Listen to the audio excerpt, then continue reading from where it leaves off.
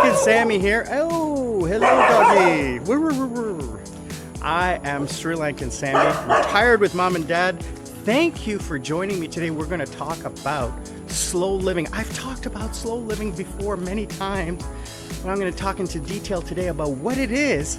How can you join me on that adventure? We're going to talk about that and a little bit more. Ask me any questions. Click the link down below. Like, subscribe, and comment. Let me know what you're thinking. I'll answer all your questions.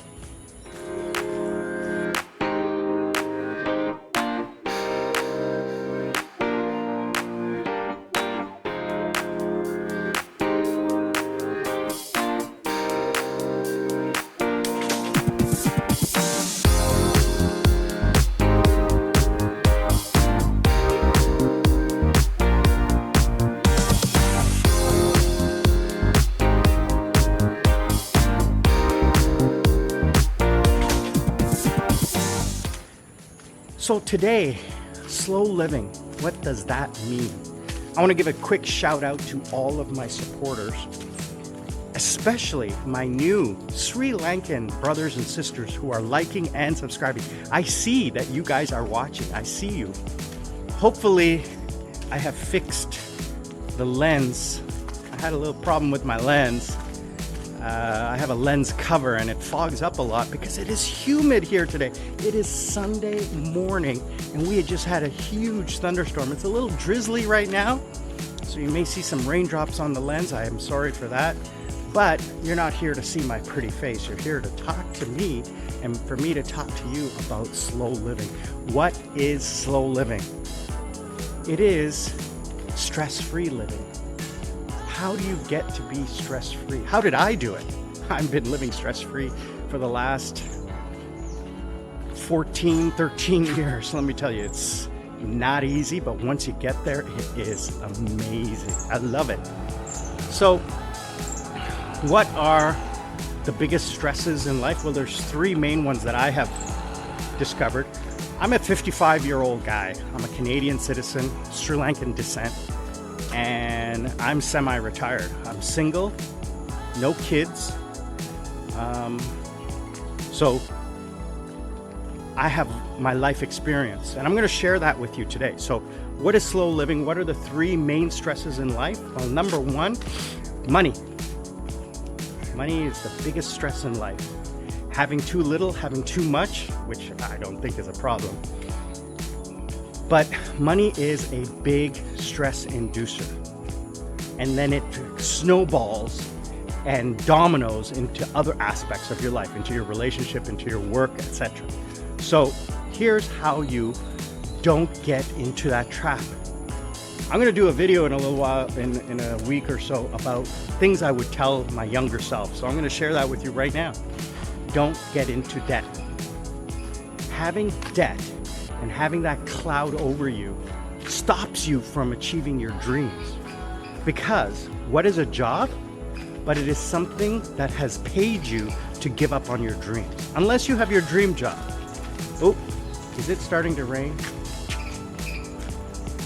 I should start heading back just in case it's starting to, or was that just the wind in the trees dropping the water on the trees? It's not supposed to rain for a little while, according to the weather radar. So, but I'm gonna start walking back home.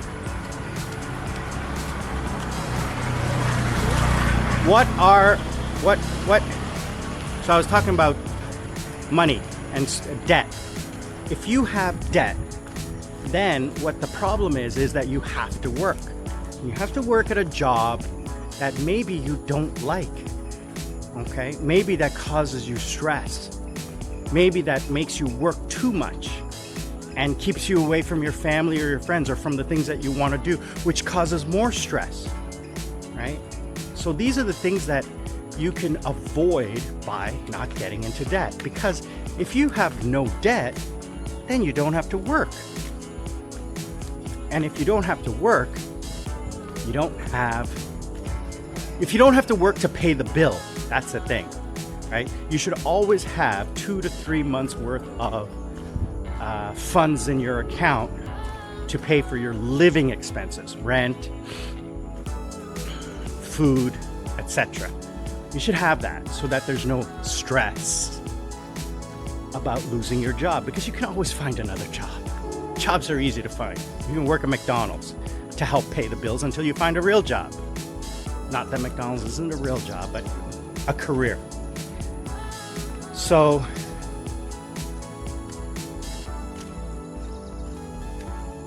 getting rid of debt or never getting into debt. Don't get a credit card. And if you're going to get a credit card, do it the smart way. Use your credit card with cash in the bank. So if you want to buy a airplane ticket, the airplane ticket's $1,000, have the $1,000 in cash already. Then buy the airplane ticket with your credit card to get the points or whatever, and then pay off the credit card right away. Don't wait till the payment date. Don't say, oh, I'm getting paid on Friday and the credit card is due on Monday. What happens if there's a pay discrepancy? No, don't do that. I've gotten into that trap a few times.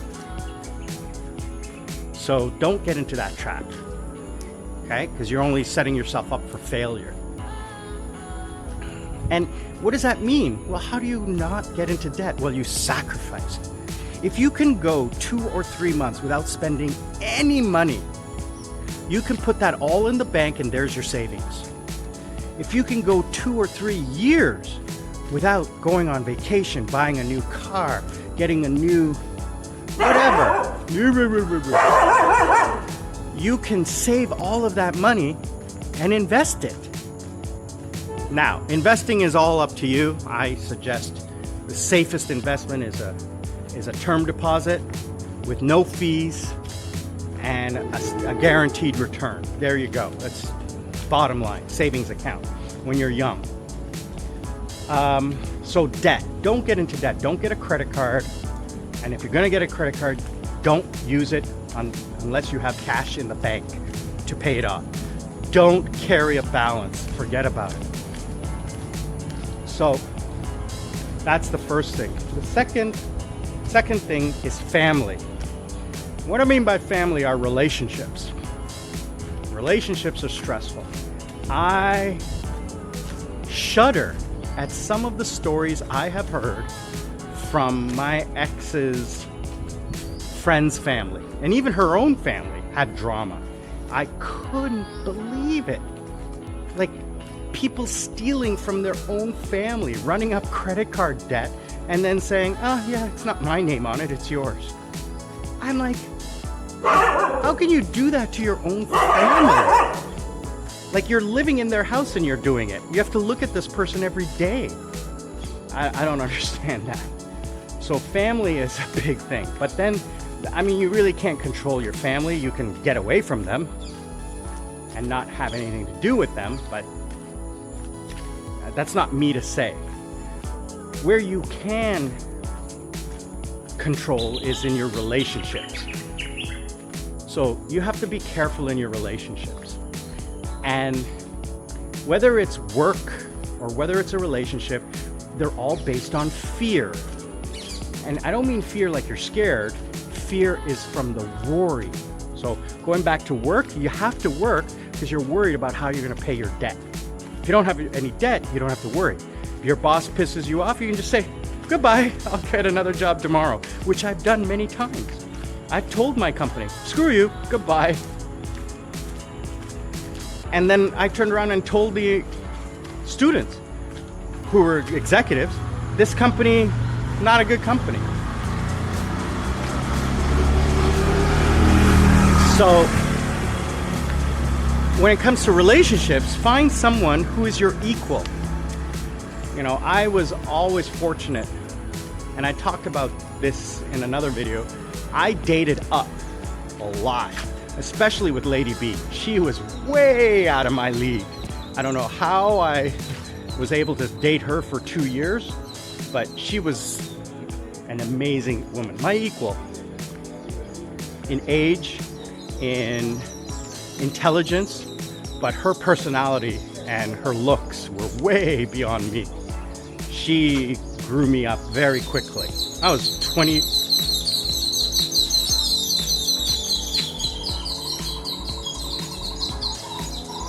I was 20 years old.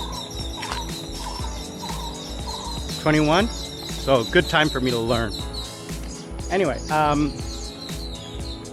and some of the other girls that I dated in Korea, definitely way out of my league. But that's another story. I was lucky and fortunate to date them because I was wealthy and powerful. So that's another story. So money, relationships. Relationships are very difficult because there's a power dynamic in any relationship, and you got to be careful there. There's a emotional and financial dependency. I'm single. I have no children, and having children ties you. Again, this is all about going back to the first, a debt ties you to your job, children tie you to a relationship. So, I'm not against having children. I never have, I never will, and I don't want to, because I know how bad I would be, I would be a great father, but that's because I would have to be, You can't be a bad father. That's not a good thing. If you're going to have a child, then you have to make that sacrifice to be a good parent. I would regret it, but not in front of my children. I would never tell them that. But